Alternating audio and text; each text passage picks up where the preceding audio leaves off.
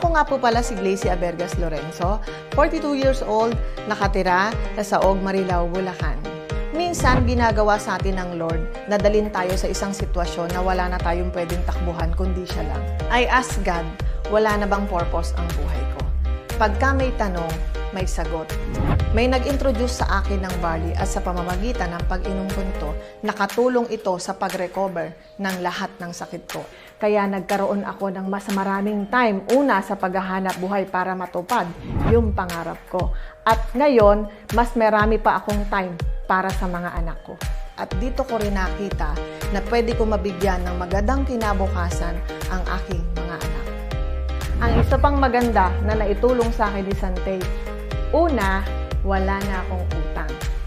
Pangalawa, unti-unti na akong nakakaipon ngayon. At sumunod, nakapagta-travel na rin ako na hindi ko akalain na mangyayari ito sa buhay ko.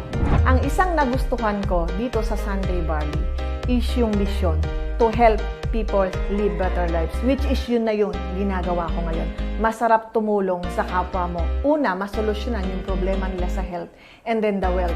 Kasi ang health at ang wealth, laging magkasama yan. Kapag malusog tayo, siguradong mas makapagtatrabaho at magkikita.